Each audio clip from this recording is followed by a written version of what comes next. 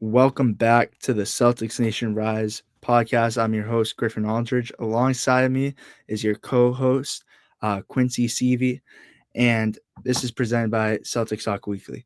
So, the Boston Celtics in the series right now are behind and trailing the New York Knicks 2-1. Finally got a win today. Yeah, if you guys watch the post game show, Andrew and Seamus broke that down for you. But we're gonna get more in depth on the series. We're gonna hit you with all the recent Celtics news and trending and stuff like that, and then from there we'll, wrap it up, and then we'll see you guys again on Wednesday. But we got episode 37. Quincy, how you feeling? What's your initial thoughts on this series so far? It hasn't been the Celtics way, but what are your initial thoughts? I'm interested to hear. Yeah, I think the Celtics have kind of taken a overlook on the Knicks a little bit. They've gone up. They were up 20 points both games 1 and 2.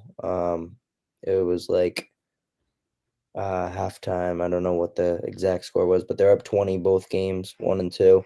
Um, Third quarter, they started to shy away a little bit. They started to just come down the court and shoot threes. They weren't really looking to get inside. They were kind of just dribbling down, and JT would just kind of one-on-one basketball a little bit too much and just shoot the three. We weren't really getting to the hoop like we know we can. Game 3, obviously, today was a lot better. They shot 50% from beyond the arc, so I mean that always helps. We knew they weren't going to shoot. They were 25 for 100 from three the first two games, and that's just straight out not good. And we knew they weren't going to shoot like that 3 games in a row. So I think we knew coming into today that today was definitely a must-win game, and they definitely showed that they're the better team, and they just have to play a complete game every time because the first 2 games, that third and fourth quarter looked like two totally different teams. Today, they played a complete game. So I think if they do that for the next 3, that series is wraps. Yeah, no, I agree 100%. I actually, unfortunately, couldn't watch today's game. We were talking about it. I joined the post game show late. I was at Sea Dog's walk off home run, so I got there early, but didn't get to watch the game. And yes, I do gotta say I did lose the bet. I predicted Celtics in 4, and yes, I was yapping up a storm on here. With the Jrue Holiday jersey and everything. So Quincy's gonna help me out, get me a Yankees hat, get me going right, because I did lose that bet, so hopefully in the near future, it definitely on a podcast I will have a Yankees hat on, but we gotta work it out. So yeah, I agree though. I feel like you said it perfectly. The series hasn't gone our way. We should totally be up 3-0 in the series right now, and it's undeniable that we should. You mentioned that stat that the Celtics have honestly been dominating games, but haven't kept their foot on the gas pedal. And my most notable thing is the past 2 games that we lost, and we'll cover those first, and then we'll get into the win today. But the Boston Celtics had 20-point leads in both of those games. And we commanded the pace most of the games. And if you go back and look at the post game show, if you look at the lead tracker, like they all say on there, Seamus and Rob, it was a sea of green the whole time. The Celtics commanded the game, but they unfortunately lost the game. So we'll go over game 1 first. The Boston Celtics lost to the New York Knicks 108-105 in overtime, losing by 108-105. So losing by 3 points. And it was just ugly. It was ugly basketball. I mean, the Boston Celtics commanded the game at first. And in the third quarter, they were up by 20 with 6:19 to go in the third. But first quarter up 26-25. Second quarter scored 35, and the Knicks scored 20. And then that third quarter, the Knicks outscored the Celtics 30-23. But then in the fourth quarter, again, a roller coaster downfall. It was the Knicks outscored them again 25-16, and then overtime the Knicks scored 8 points and the Celtics only scored 5. It's been awful shooting by Tatum, but what were your thoughts on that first game of the series? Yeah, that first game, I think we were kind of just we were on it the first half. OG Anunoby shot 6 for 11 from beyond the arc. I think that hurt us a lot because we weren't really coming in thinking he was going to do a whole lot to us. I think we kind of have our eyes set on Brunson and Towns, but OG Anunoby just had a great game. He was feeling it from beyond the arc. He could do whatever that game. And then once we got down towards the end of the stretch, I mean, obviously we lost Porzingis through the illness, and then Hauser got hurt. I don't think that really did us a whole bunch of help. I mean, I don't think it hurt us too bad, but I think we got to be able to finish when we have them or when we don't. I think, but Porzingis towards the end of the game, it would have been good to have him come in towards the end to give guys a breather because Cornette picked up his 5th foul late in the third. So, I mean, we were just out there like losing a lot of momentum, I think. And I think towards the end of the game, when that last shot, JB tried to get up, he couldn't even get off. Bridges was just there. I think in that state of mind, you got to get a shot off, whether it is just chucked in an air ball. You have to get a shot off at least. You can't not get a shot off in the last seconds like that. I know we're not on the game two, but the same thing with game two. JT just turned up a shot to pass it out, and it got stolen by Bridges. I mean, you can't. You just at that point, Tatum's just got to go up with that shot. You can't try to pass out of that. It's either go up or pass out way before you're going to go up. You can't do it halfway through like that. I think. Then again, you got to get a shot off. You have to get a shot off with final seconds going. And you coach too, so like you saying that is so true. Like you have to. It's a must. And I look at this. We'll stay on game one first, and I like your points. For one, Porzingis going down with an illness. Concerning. How concerned are you? Because we know he was dealing with that viral illness for a while. Could this possibly be the same thing? And why aren't we seeing Porzingis? The last 2 games he hasn't started. He came off the bench. Um, I'm a little concerned because this is a series where Porzingis should be dominating, and when we had the previous podcast, I was saying how Porzingis is one of the X factors in this, and he's one of the players that we need to see shine. And him going down with this illness, and we'll get into Sam Hauser right after. But what are your thoughts on that? Yeah, I think it looks a little shaky. I mean, I think him coming off the bench isn't a bad thing necessarily, but I think him just giving us 15 minutes, 15 to 18 minutes, I think he's restricted minutes right now, but I think the minutes that he is playing, he needs to give us a good 15 to 20 minutes of hard work, and he needs to dominate the game for the time being that he's in. But yeah, I think him losing him to restricted minutes doesn't help us, but it doesn't hurt us as well, I think, necessarily either. But yeah, what are your thoughts? Yeah, no, I agree. I feel like that 15-20 minutes, it needs to be hard basketball. Like it needs to be good minutes. Like I now this is my concern. How sick is he? Like if he's really sick and he's like out there giving us the best he can, then I guess we can't ask for much more. But it definitely hurts us. But before we bounce into anything else, we've had a pretty good backup. I mean, we're going to talk about this later, but Al Horford's been doing it. Sorry about the bad graphic. I didn't really have much time to make a better one, but all-time leaders NBA playoffs total blocks is now in 14th place with 240, and then all-time leader in playoffs games played 194 is now in 11th place. How has it been to have such a great backup center, and he's doing it at such an old age? What's your opinion on Al and those stats this year? Yeah, I mean, I love Al. I think he's been an absolute dog for us this year. I think the game today, he had a huge block on Robinson, I think it was. Yeah. And it was just like, and then he hit a three, then went down and blocked Robinson at the other end. And all of the announcers were saying like, how many more years can he go? I don't think it's time for him to retire. Just keep playing. But yeah, I think he's just one of those guys that doesn't care about he cares about the team he wants to win. He doesn't really necessarily care about his own stats and padding it up. He wants to win. And I think he's one of those guys that we have on the team that we need. That's just a leader, kind of not too vocal, but just like plays the game right and can get his. Yeah, yeah, I agree, and I look at Al Horford, and one memory that sticks out to me every time I think about him is that dunk on Giannis, and just hits him with that mean elbow. Yep. Um, man, Al's a beast. You think after this though? This is just a question.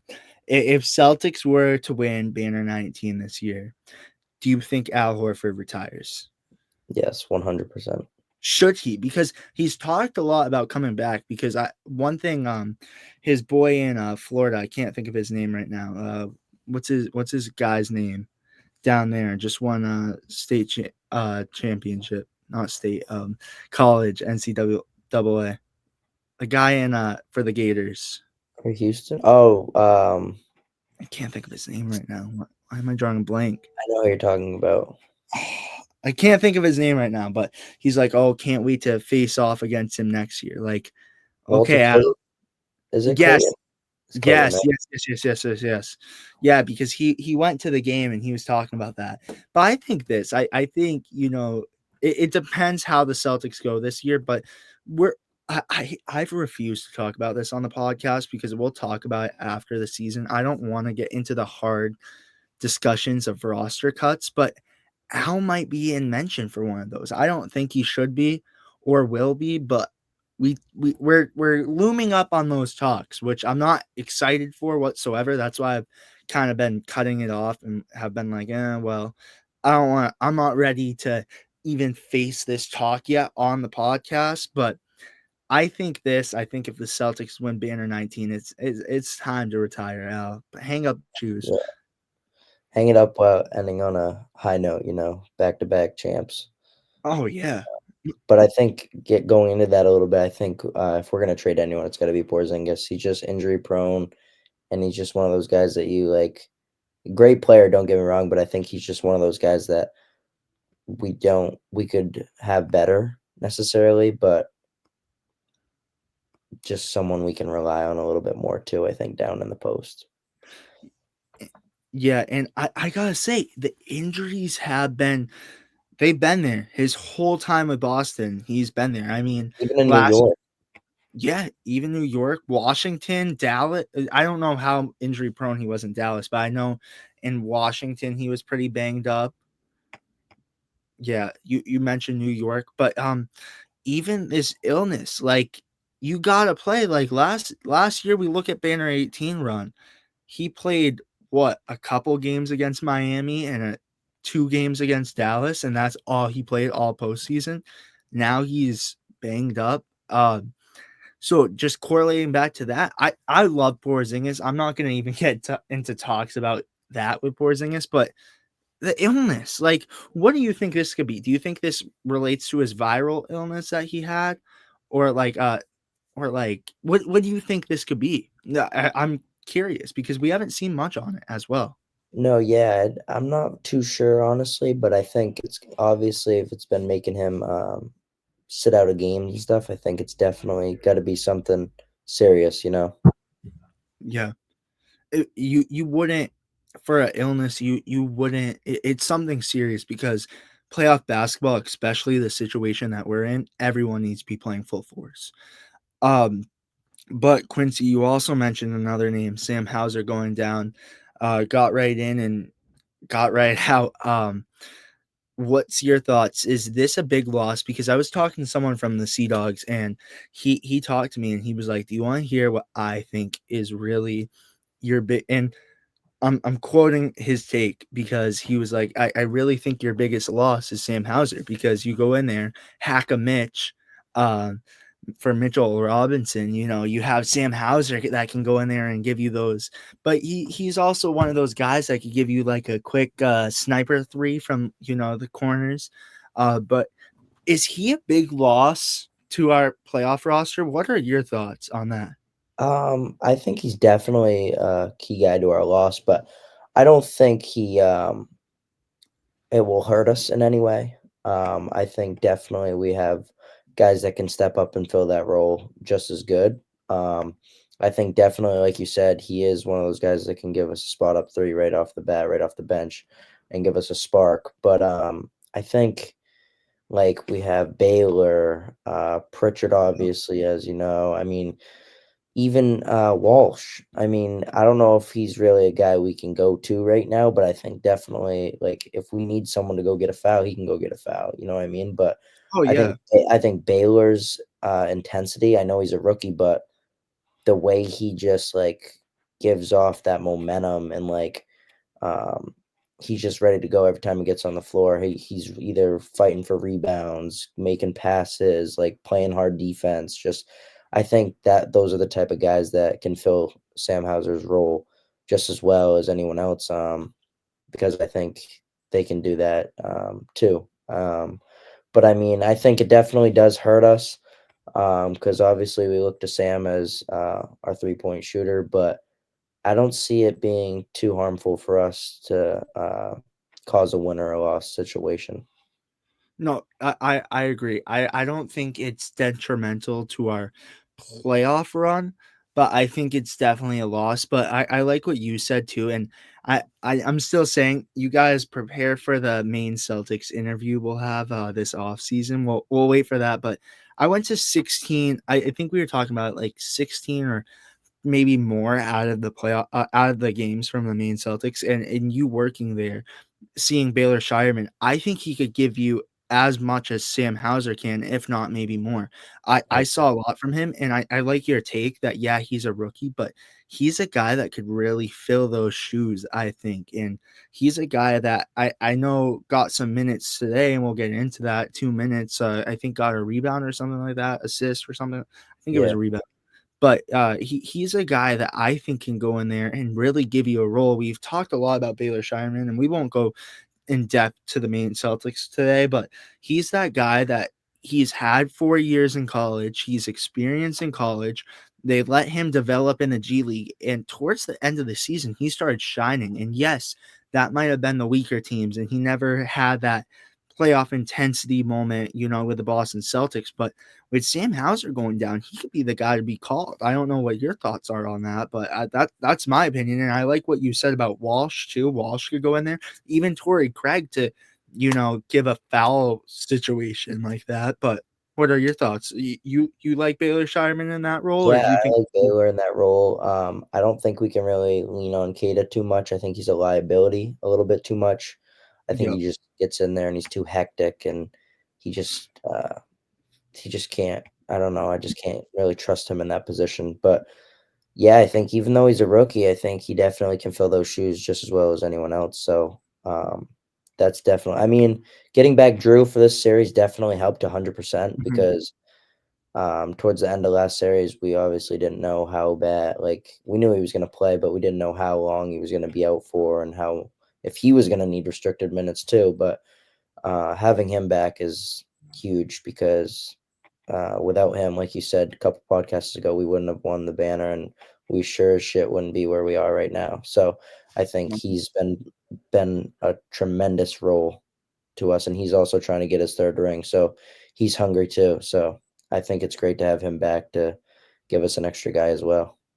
So yeah, we'll get more into Drew later too, because I actually have a question. I'm gonna ask this right now too before I forget. Um, Giving Drew Holiday 3 rings, where would you say he is? Would you say he's in the top 100 players of all time? Then, if you give him 3 rings, would you mention him in there? Because you have to put rings into consideration, and I think 3 rings and how valuable he is on the court, that might be a hot sleeper take, but what are your thoughts on that? I say yes. I say he's in top 100 or No, yeah, or for sure. knocking at the door. Yeah, I think he definitely has to be talked about for being in that top 100. I don't know if he would 100% be in the top 100, depending on other names and other things. But I think top 100 definitely is a thing that he could definitely be a part of.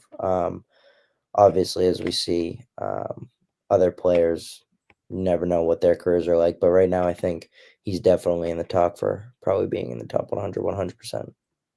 Oh yeah, totally. I mean he's been incredible, and but we'll wrap up this game, and we have more Jrue Holiday takes for later in the show. But um, we look at that game one, lost in overtime, which should have never been in overtime. Again, blew a 20-point loss. I said one of the key guys to watch out for was Mikal Bridges, and he's been nasty in the playoffs to say the least. He's been the guy that you've seen both nights put the game away. But you look at that first one, he played 51 minutes, had 8 points, 6 rebounds, 7 assists, 3 steals, 2 blocks, and shot 23.1% from the field goal. But I like the takes that you mentioned too, that you were talking about Cat. Cat hasn't really done much. Today he did a little more. But and you should we say your take? I go watch the Rivals Showdown to hear the bet that they made, but I think you gotta talk your crap right now. What's going on with Brunson over there? I know. Well, I think in the end of that first game, that fourth quarter, he really threw a spark. I mean, before the fourth quarter, he only had, I think, like 9 points or 11 points, something short. And then he just went on a tear. I think he went like back-to-back threes. He had a couple and ones. He just started to pick up the pace a little bit. He finished with 29 game one. So I think that he has been, don't get me wrong, a player that we've been needing to watch out for and can go off any second. But I think he's been kind of quiet recently. I mean, he still is making great passes. I think he had 7 assists today.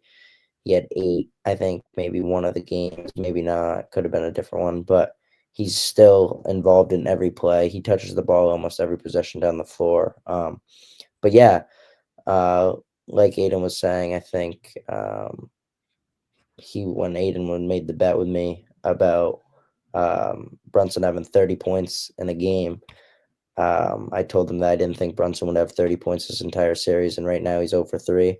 He had 29, 17, and 27 today. So it was looking scary towards the end of today's game. He came out with about 3 minutes left because the Celtics were up late. Um, Thought he was going to get it, but still looking good so far. But yeah, like you said, Bridges, um, yeah, who would have known he would have turned into the next Kawhi Leonard? But I he know. definitely has this series, so I think that's helped them a lot. But also playing 51 minutes, like their rotation is very short, and they're going to start to get tired very quickly as these next couple games start to come up on them after only 1 day rest. So I think it's gonna, even injury prone. Like, I don't want to say it, but I think someone might get injured with the amount of minutes they're getting and not getting enough like time off and stuff. So the Knicks have to be a little more careful on what they're doing with their substitutions. But I mean, as a Celtics point of view for that, we love it. I mean, we just have to keep going balls to the wall and give them everything we have because they're gonna tire out real soon. Well said. I mean, you look at it, and they've been just making this. They've been tiring out the Celtics, and they've been attacking late. And do you have anything else to say on that game one, or do you want to move into game two? Though That just should have never been lost. Like you no. said, had it the whole game, and we kind of just threw them a lob towards the end. But personally, never worried, not even going down 2-0. Still have all the faith. I love all the Knicks fans talking all the shit they want because um, it's gonna backfire to them real quick, and they're gonna get a mouthful of it real fast because they aren't stopping talking about being up in the series, but it will reverse on them real quick. Yeah, you said that. There's been a lot of fights down there in Beantown. The Boston Celtics, like you just said, went down 2-0 in the series, lost an even closer one, 91-90.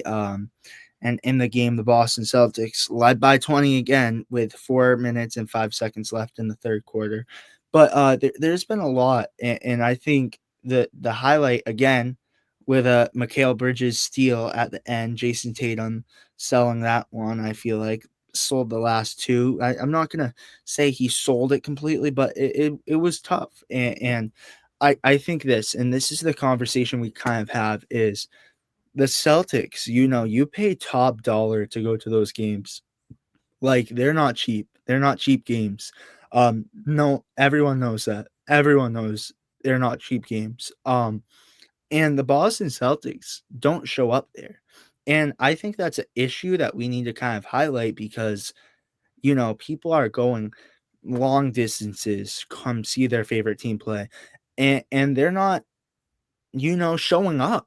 And I think that's upsetting for a little bit, and this is a take that Seamus said, but you're playing, you're fighting for seeding to have the home court advantage, and if you're not giving it your all to in that home court advantage and blowing these two games, it sucks. But again, the Boston Celtics blew it again in the fourth quarter with a score of 91-90. What were your initial takes and thoughts in that game? I'm gonna say with 5 minutes left, when we were down to five, I was like, oh, it's over. It's over. Like the next one. What are your thoughts on that game though?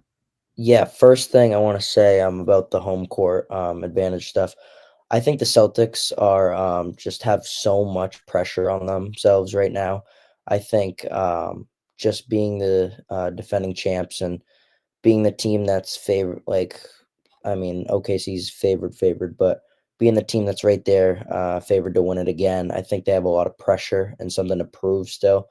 But I think that when they're home, I think the fans aren't helping.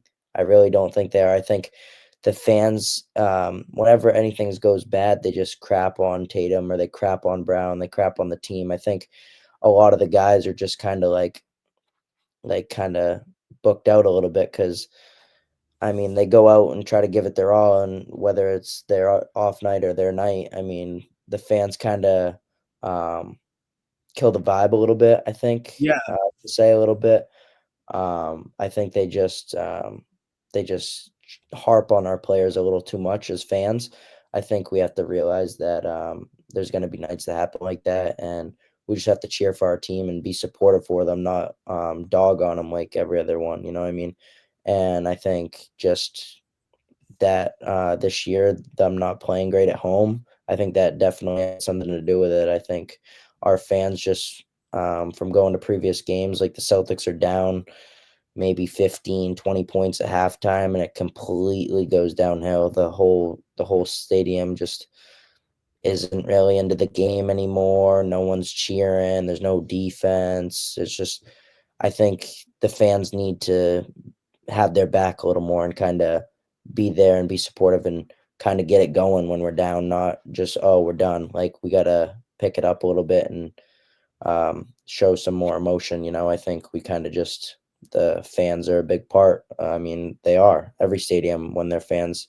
That's why you look at like Madison Square Garden or wherever, Los Angeles, wherever the big teams play. I mean, the fans are always, it's rocking in there. TD Garden is another one that's always rocking, but just gotta, I think, rely on our guys a little more and not talk down to our team. You know what I mean? It's like I it's agree. your team. You know what I mean? I think the fans do that a little too much, so it makes the pressure on the guys more and more, and not like I wouldn't say happy, but just kind of out of it a little. So No, no, 100%. And I want to agree to that because I'm not going to say anything, but I've been hearing a lot of talk about Tatum recently. I've been hearing a lot of bashing on Tatum and Tatum this, Tatum that. And I understand that. Tatum did sell the last two games hard.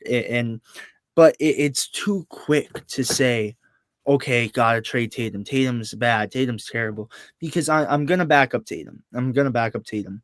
It's a lot of pressure being a superstar. It really is. And a lot of players, in the clutch suck. But Tatum, I think is one of the better players in the clutch. And yes, it's two crucial, important games, but you look at his career and you look at his career as a whole. Now, say the possibility, knock on wood, it's not going to happen, but the Celtics lose to the Knicks. Do we look back in his career and highlight these two games? Yes, but you look at his career as a whole. Now, I don't know because I'm not a time reader. I'm not, but I look at it and no one's really gonna remember these 2 games. Like, I really don't think, unless it's a big part in history, I really don't think people look back on Tatum's career and be like, "Oh, well, he's terrible," and judge that over his career. I really don't. I think it's a lot of criticism towards one thing, but I agree with you. I feel like, they call it home court, and Boston fans aren't easy. And I do have to say this: we had GRD Green Runs Deep on a podcast before, and he said the thing is the fans got to get up. The fans got to be there for the games. And I have to admit, even while watching it, I feel like the only game that it was like really loud and intense was game 1 on Easter versus the Magic. That's the only game it felt like playoff basketball. The only other game I could highlight to that wasn't even in playoffs. It was, obviously I'm not there, so I don't know. But Mhm. it was that Cleveland game that we lost at home, blew another big lead. But I agree with your thoughts. Like, the fans don't help. The fans really don't help because they set you to such a high standard, and it makes you choke a little bit, because it's tough because you want to impress the fans.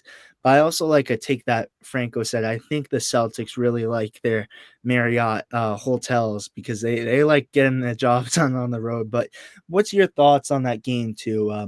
I was very disappointed and I took that loss very hard. But what were your thoughts? And obviously blowing another 20-point lead 2 games in a row.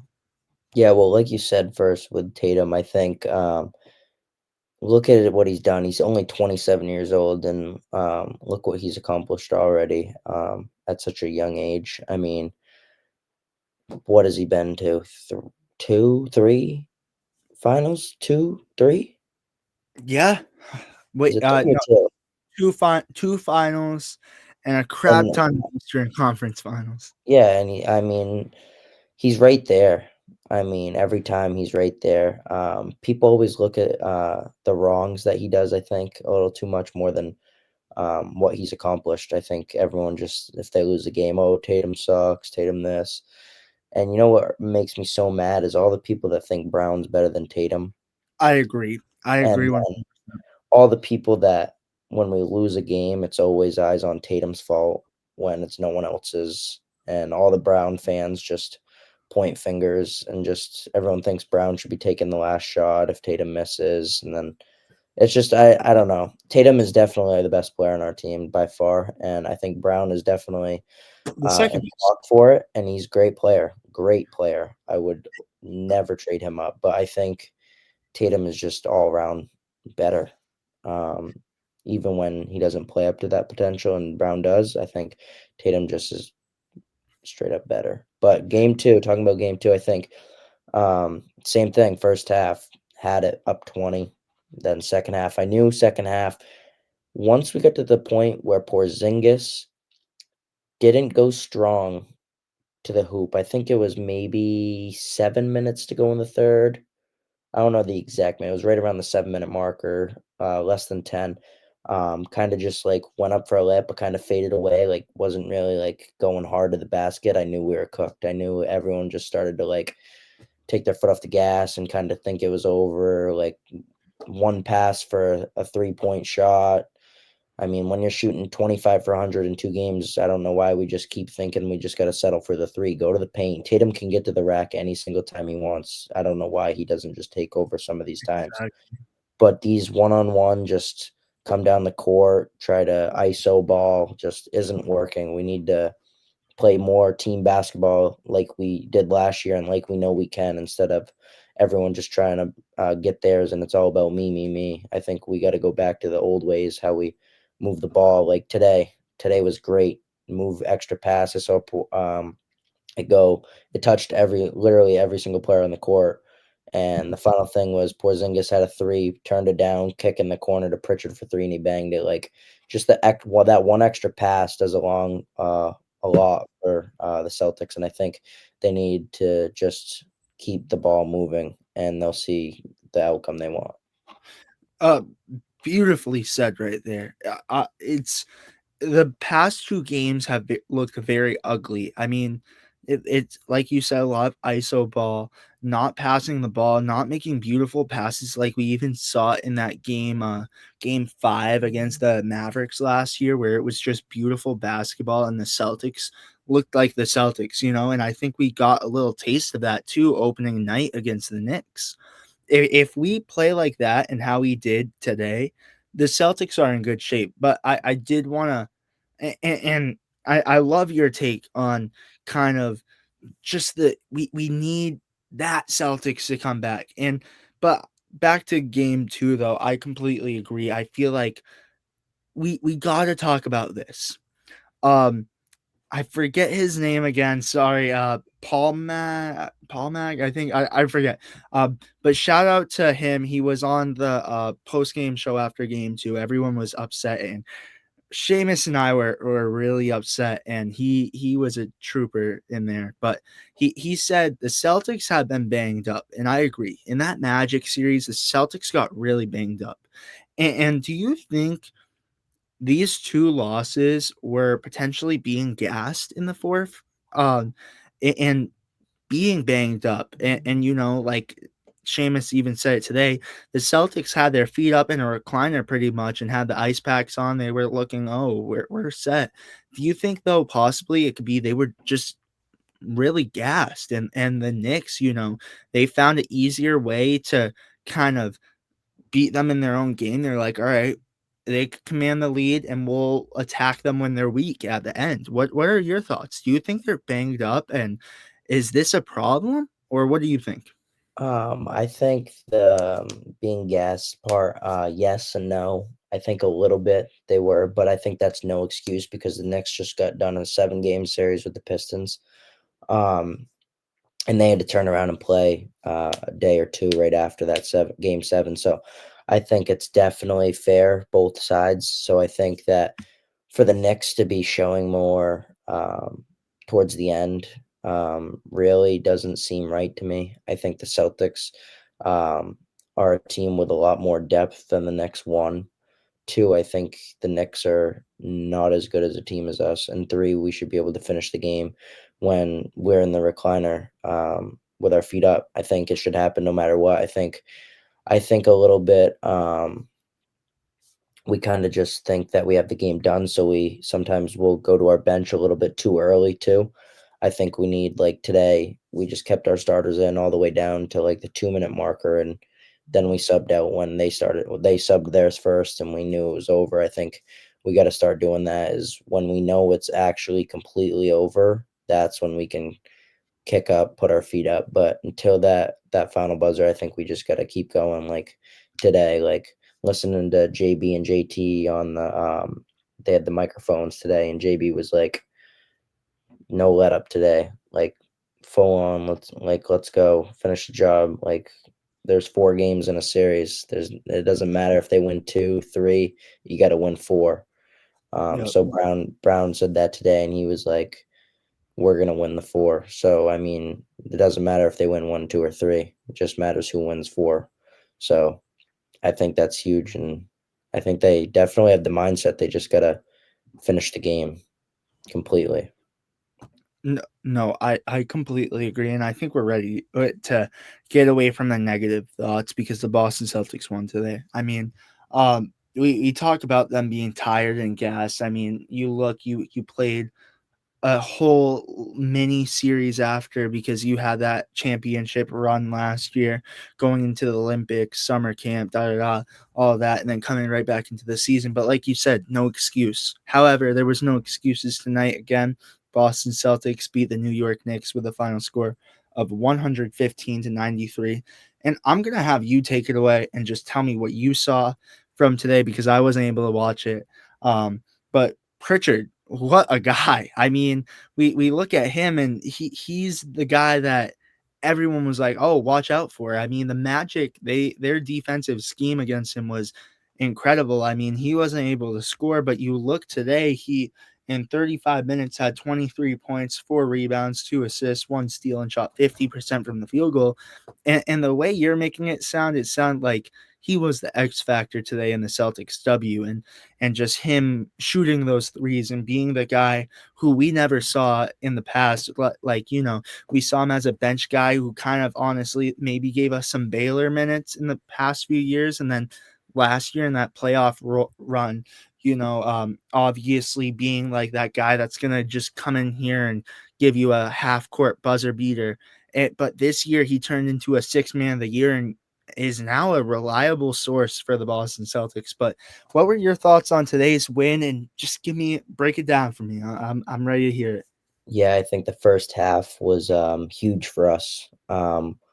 We were first quarter, I think 56% from three. JT started off the game 4 for 4 from beyond the arc, not in a row, but in general. He was on fire, could not miss. And it was good because he wasn't forcing up shots in the first half. He was letting the game come to him. Like he was taking the wide open threes. He wasn't trying to do too much. Um, and then I think same thing, Pritchard. They just move the ball. When they move the ball quick and they move it efficiently, they get open looks. And Pritchard was that guy today from beyond the arc. I mean, he played great. He was 5 for 10 from three today. That's great. I mean, that's enough said right there. He had a lot of open looks. He was driving to the rim. Um, I mean, it wouldn't be for Jrue Holiday and Derek White and all them too for the kickouts to him. But they just worked great in the first half, which really set the tone being up 30 at half. I think that just put like that was like a punch in the face. That was like all right, like you guys want to go up 2-0, like want to play games with us, we'll show you what we're about kind of. And I think the Celtics just was no let up from there in the second half. They just kept going. Tatum finished 5 for 9 from the arc, 8 for 20 in field goals. Um, and then I mean like JB too finished with 19. We had 5 guys today in double digit points. I mean, anytime you can have that happen, that's great. I mean, it doesn't matter if we have one guy going for 40 and the other one's going for 8. That just shows that, like we've been talking about all podcasts, that anyone can go off at any time, any night. So I think Tatum 22, Horford at 15, White at 17, Brown at 19, and Pritchard at 23, even Holiday with 8. But I mean, Holiday's not really a scorer. He's more of the guy that gets the others open and does the little stuff like rebounds, steals, defense. So today was just a complete all around great team win for the Celtics. They definitely showed that that's how they need to play every game, because if they play like that, no one's beating them. And we knew that shooting wasn't on for us the first 2 games, and we knew they were going to come out firing today. I just had a feeling they were going to come out firing from three today and just be on a heater. So it definitely looked great. Yeah, I mean, speaking of the Knicks side a little bit, Cat had jammed his finger, or had already earlier. I think it might have been in the Pistons series. Maybe it was game 1, but he had that aggravating him a little bit. They had to tape him up. But other than that, I mean, no one really played too hot for them. I mean, Brunson with 27, Cat had 21 and 15. But everyone else was pretty quiet. OG had 2 points, shot the ball 6 times. I mean, that's how we know he is. Like, so I think these guys that kind of played really well the first 2 games for the Knicks aren't real. Like, those were kind of just like, wow, like Yep. not really their game. They had a couple lucky games. I mean, Bridges had 12, Hart had 10, and I mean their bench isn't very good. So I mean, as long as they go back to playing like the Knicks do, I think they kind of had a little juice going for them. But I think it's our turn now, and I think their run's over, and I think the Celtics are going to handle business the way they should from here on out. Oh, Oh, 100%. I mean, 11 more wins till banner 19. But I saw a lot of positives in your take too. And do you think, from what you quoted from Jalen Brown too, it's we're gonna win the four. Does it look very positive? We're still down in the series 2-1, but how positive does this look? I mean, you pretty much just said it right there and summed it up. But like after this big win, how hopeful are you? I said this. I said this the other day too. I said the only way the Celtics can win this series is if they win both in New York. I think that's the only way they win this series. I don't, if we go down 3-1, it's not going to be positive. But I think, you get both in New York, you look to Boston, can get that third win, and then from there, I think it could go easily to a 6-game series. I think the Celtics could wrap it up in 6. But I'm not gonna be cocky, and I'm knocking on wood right now because I was being cocky, and I do apologize. I'm not, you know what? I don't apologize to Knicks fans because I do gotta say, in Boston, you've been seeing all the fights that have been happening. I want to highlight that. Have you seen all the street content in Yeah. Boston? Like when they were there, what were your thoughts from all of that?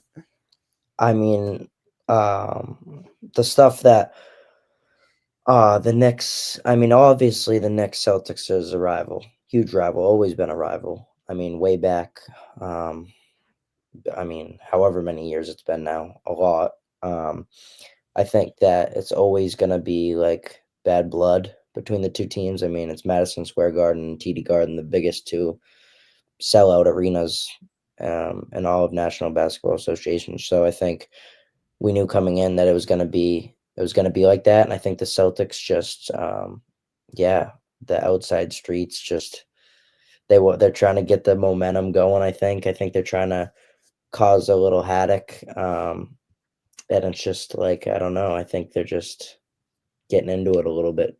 The fans are just getting into it. What do you No, think?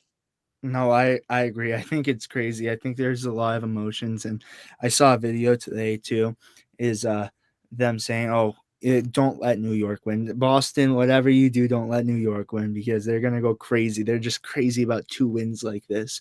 So yeah, I agree. I think it's that rivalry. You saw it with Patrick Ewing and stuff like that. This rivalry has been around for forever. So it's the rivalry, and again, I'm gonna quote what I said in that when NBC Sports Boston interviewed me. It's a series everyone wanted, and it's what you got. But back to my question too: Do you think the Celtics got it now after this win? Do you think it's smooth sailing, or do you think there's still going to be a fight, and the Celtics need to stay up for it?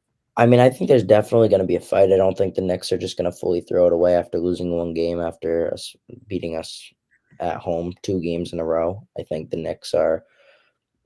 I mean, they knew the Celtics were going to get one. I mean, if the Celtics didn't get one, I mean, I think the whole world would have been like What? shocked. Things Yeah. would have happened, firing coaches and players, and just it would have been a whole thing. So I think the Knicks and everyone and their mother definitely knew that the Celtics were going to get one. I think the Knicks are going to try to bounce back Monday night, but I think the Celtics are a step in the right path here, and I think they're doing the right stuff now. And I think after getting that one under their belt, really did help them a lot. And I think the Knicks know what's coming for them, but I think the Knicks are going to hold their own a little bit now. And but I think the Celtics have it in 6. I really do. Definitely could go a game 7, but I don't think the Celtics lose the series at all by any means. I think I love it too because I just keep seeing everything on Facebook, Instagram, TikTok, everything. All the New Yorkers in the streets talking crap, saying Boston this, Boston that, Tatum, you suck. Like, I don't know. I love it. I love it. I want all the Right. talk and shit to keep rolling up. I want it to keep coming because it's gonna backfire, and the Celtics are gonna win, and it's gonna be another thing for the Knicks to go home and go golf and go to Cancun, wherever they're gonna go. Just it's gonna happen. The Celtics are gonna wrap them up, make them go home. So whether it goes 6 or 7, I'm still leaning on the 6. I called it way before. I still think the Celtics in 6. So Yeah, uh, you did. Yeah, that was your initial take, right? Wasn't that your? it was everyone else said 5, 4. Yeah, I it stuck does. with the 6. 6 is happening. I love that. I'm gonna say this. Hey, you got a quote on it. Don't let us get one. Don't let us get Let us get one. one. Let us get one. And we got that one.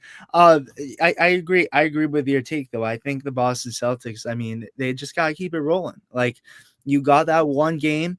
You're feeling confident now. Your confidence, I think, is back, and it's time to dominate. I mean, the Boston Celtics. They're the defending champs for a reason, and it's time to shine.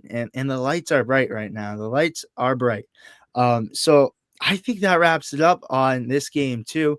But we have some more to talk about. We got our guy here, Jrue Holiday, NBA Sportsmanship Award. Uh, we gotta talk on it because we talked about how much of a just a factor. I'm gonna pull it back up for a second too because can't miss out on it. But we've talked about how much of an important factor he is on the court, but being off the court too, and you coaching basketball and you being around the game. How important do you think this is for Jrue Holiday to win this award, and how much do you think this means? Because everyone I feel like has been all wrapped it up in um, playoffs and stuff. That's why I think personally, I think awards should be given in the off season. I don't know, that's a hot take, but I feel like it doesn't give time for people to appreciate the fact of those. And we talked about Peyton Pritchard, six man of the year, who has been incredible, won Celtics Nation Rise MVP today. But Drew Holiday with a sportsmanship award. What are your thoughts about that? And do you agree with that take? Do you think it should be more valued in the off season, kind of so you can respect that more? Because no one's really locked in on that. Everyone's locked in on playoffs. So what are your thoughts and takeaways? Yeah, I think that it definitely should be like right last game of the season before playoffs start up and start to get kicked in. I think all the awards should be given. I think even MVP, Rookie of the Year, obviously, Offensive Player of the Year, Defense Player of the Year, everything. I don't like how they split it up and they do some at a time and don't do them all at once. I think they should all just do them all right after the regular season, get the votes in, um, because by the time you get into the last 3, 4 games of the regular season, they're already basically set in stone of who won what award. So I think they definitely have plenty of time to get the votes in and get it out to the public. So I think I agree with you on that one. I think that it should be out and pronounced. And Early or even after playoffs, like just before you're in the mix for playoffs because no one can highlight it, no one. 100%, yeah. Yeah, but what are your thoughts from even a coaching perspective of sportsmanship award? Like I think that's a big award that not a lot of people talk about, and I think that's big for Drew Holiday. What are your thoughts? No, I think Jrue Holiday earned that 100%. The respect he has on and off the floor, the person he is, the human he's been, um, just the respect everyone has for him. He's a great guy. Everyone loves Drew. But yeah, sportsmanship, I mean, goes a long way. I mean, obviously they teach him at the younger ages all the way up through. I know coaching that sportsmanship is the one thing that every kid just needs to preach and needs to have, because at the end of the day, it's just a game. At the end of the day, it really is just a game. But as you are as a human, goes a lot further than the game of basketball or whatever it is that it may be. So I think just that good sportsmanship. I mean, no one likes to lose, but at the end of the day, it is what it is, and who you are as a person is bigger. And yeah, Yeah, that's my no, take. yeah, no, I agree. I feel like we highlight a lot on this program on how much he helped us win Banner 18 and how much of an important asset he is to this Boston Celtics. But off the court is doesn't go unnoticed as well, and that's what he was rewarded, and I think that's incredible. I'm big on Drew Holiday. I love him on this Boston Celtics team, and I think he deserved it. But this gives us to our last talk. Wait, to go back on with that, I think Yeah, yeah, to yeah. look at how we picked up him and got rid of Marcus Smart. I think Marcus Smart was a big like what's the what right word? Like he was toxic. He was just like his toxicity was just bringing our team down, I think, a little bit too much too, about how like the whole thing with him and the team and just everything. I think that Yeah. he was a big part of that, and I think Jrue came in and played a big role, and that's why we got a chip, and that's why we're so good together and we play as a team, as we didn't too much before with Marcus. So, not calling him out, but I think that No. that was one factor that did a big thing. So, No, I agree 100%. And I think, that was a hard move that Brad Stevens saw. And you trade Marcus Smart for a great guy like Porzingis, who I think took over Marcus Smart's shoes greatly because Porzingis, fans love him. He kind of gave you that fan aspect. But like you just said, Quincy, Jrue Holiday gave you that sportsmanship type role and was the nice, humble guy that really got you over the hump. And I think that's the hard move that goes unnoticed because everyone was mad. I don't think everyone was mad about the Marcus Smart trade. It's bittersweet. Some people hate it, some people love it, but it got you over the hump. And I think this was a great move because you bring in Jrue Holiday. He's a Marcus Smart, but a better version of Marcus Smart. I love Smart, but Holiday's defense is better. I think personally, he could give you more on the offensive side of the floor. And it's just because he's not supposed to here. He totally could give you 30 points a night. But it's his all around game is better than Marcus Smart. And that's ultimately what brought you Banner 18. He's incredible. And it's on and off the court. And anything else you want to say though on Holiday and just his incredible year, I think he had an incredible year for even battling with injuries. He's been stellar. yeah, I mean, right, just like you said. I mean, you said it spot on. I think he's been a great big help for us, on and off the court, and just his ways on the court has made our team so much better and the reason we are where we are. But I'd like to pull up this photo real quick. This is the reason why I'm can't wait for us to beat the Knicks. Oh, I love this. Yep. And we have a few more segments too before we end this. And I I don't know why it won't let me present it. yeah. Oh, there we go. I That don't right know. there. This is pretty interesting how this came up. It's not like our normal pictures, but all right, Quincy, give it to us. Give it to us. Should be the other way around. Jason Tatum has more aura than Jalen Brunson. I don't know why this photo is ever being made in the first place, because Brunson is maybe 6 feet, maybe 6'2" on paper that people write because they're generous. But Tatum is 100% Brunson's daddy. 100%. And this is the crazy stuff that Knicks fans are doing. And like, I don't know. I do have to say, uh, Seamus, when you watch this, give me some credit. Like, this is the first time I've ran the stream, and I know when Seamus sees this, he's gonna freak out because he's gonna see all the little stuff I messed up, like this little line in the middle of us. Some of the graphics. He's definitely gonna kill me for it, but a learning experience. So, Seamus, thank you. I'm learning. But no, and I agree. I feel like it's the toxicity. Wait, is that even a word? Toxicity? Yes. That the Knicks fans give off, and the fights in Boston, them being like that. I know Boston fans are rowdy, but it's the fact that every team chants we want Boston, and that backfires.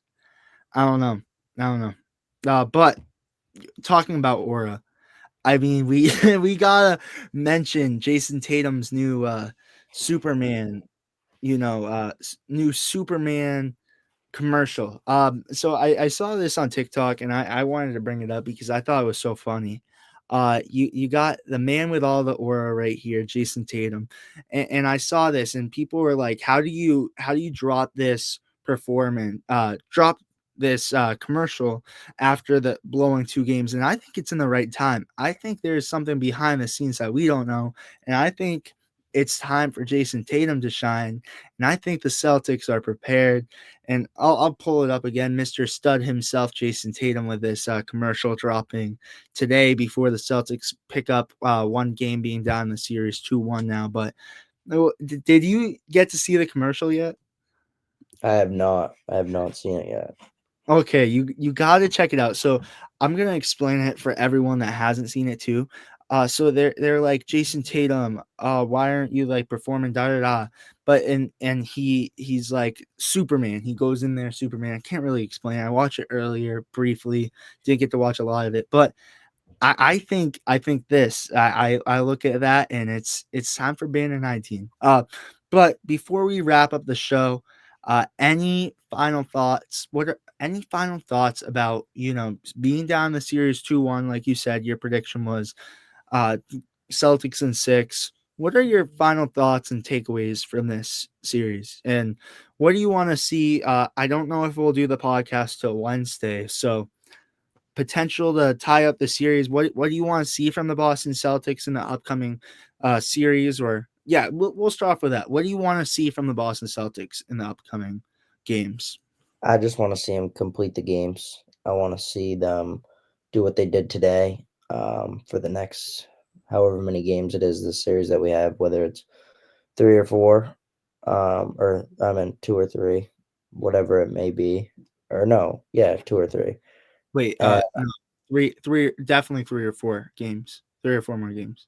yeah, you're right, 3 or 4, Yep. and it's gonna be 3 or 4. But I just need them to finish the game. I need them to finish the full game with how they play in the first half because we've shown it the past 3 games. We've been up 20 in the first half. We've been up 20 in the first half, the second game, and we were up 30 today in the first half. That says it right there, what we need and what we can do. I mean, you're blowing out a team. Just handle the business that you've done and stay up.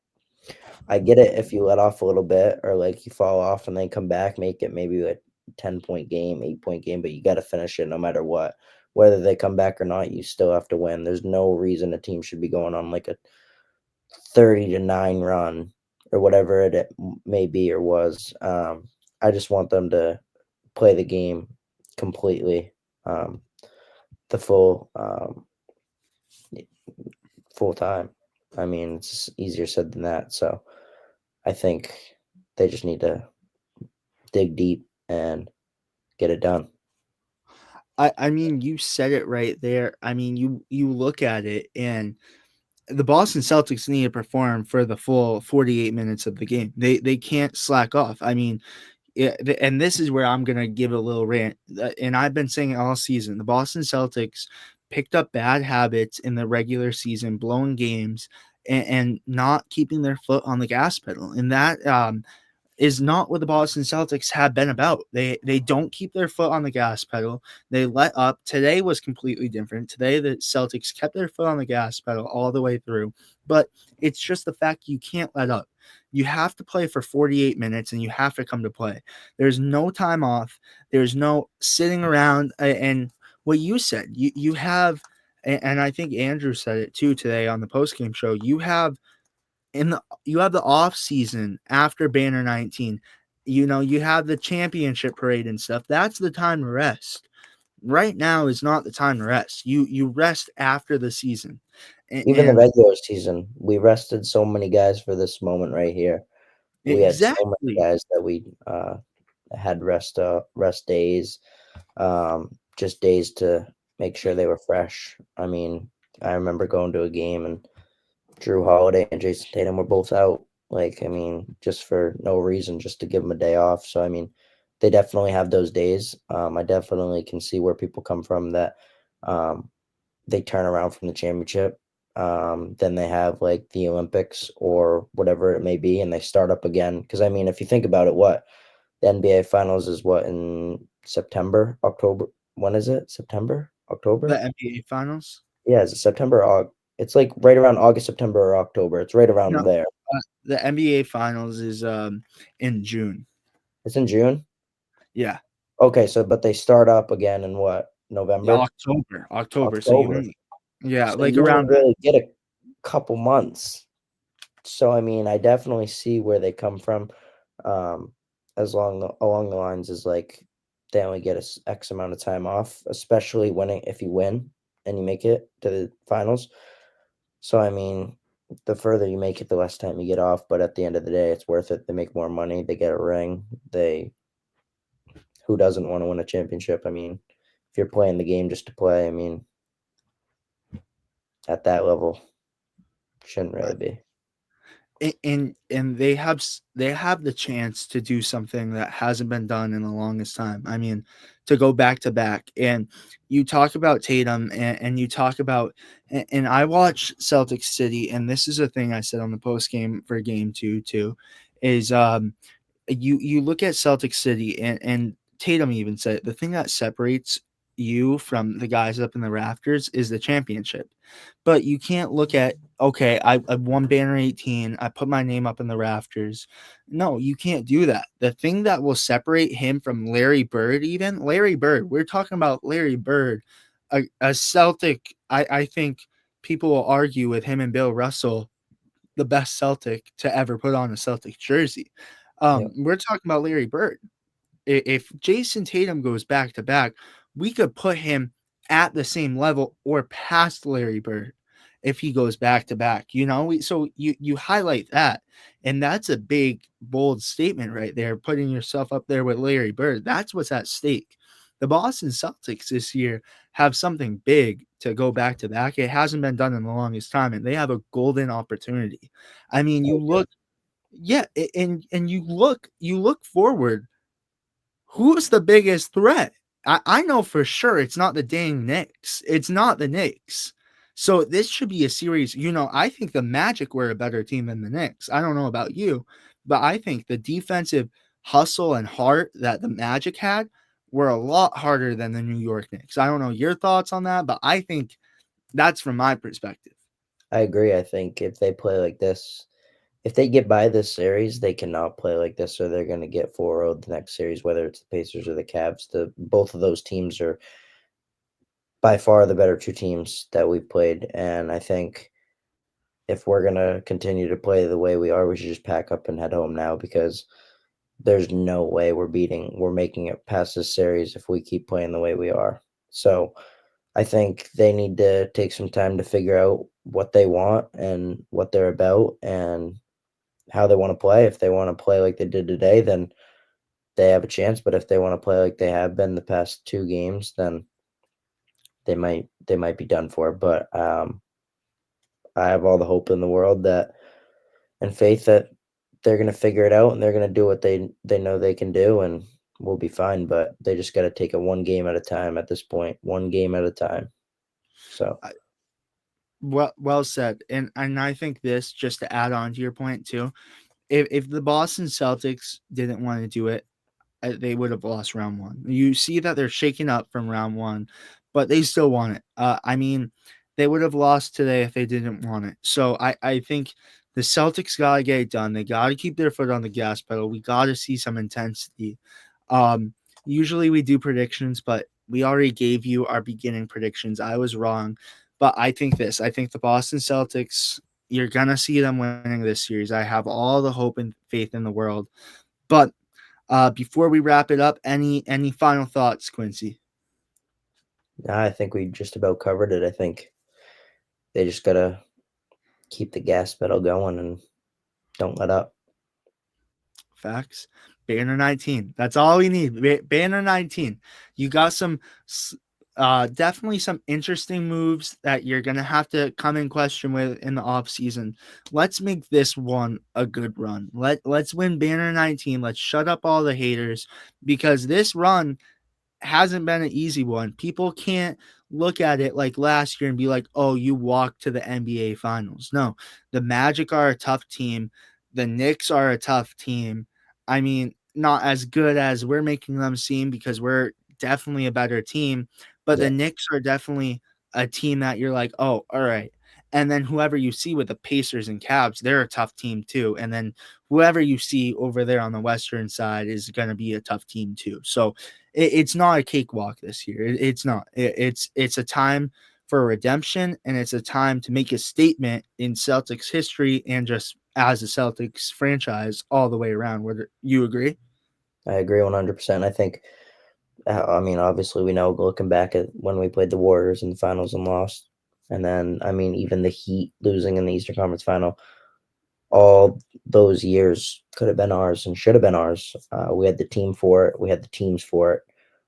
So I think we just really have to lock in and finish what's ours and what's handed to us because it's up for grabs, and the Celtics name's written all over it. So I think we need to go get it and finish what we started here. So 100%. 100%. Well, road to banner 19. Make sure to like and subscribe. You guys don't want to miss the content. We're giving you so much content here on Celtics Nation Rise and Celtics Talk Weekly. Post game shows over there and some interviews on Celtics Talk Weekly over here on Celtics Nation Rise. We give you a little quick recap after the game with the stats and give you a Celtics Nation Rise MVP today was Peyton Pritchard with a stellar performance to give the Celtics a little leadway, still down in the series 2-1, but we all have high hopes here at Celtics Nation Rise. But make sure to like and subscribe. Thank you guys again for watching. I'm Griffin Aldrich along here with Quincy. And thank you guys again for watching. We will see you guys later. Peace, guys.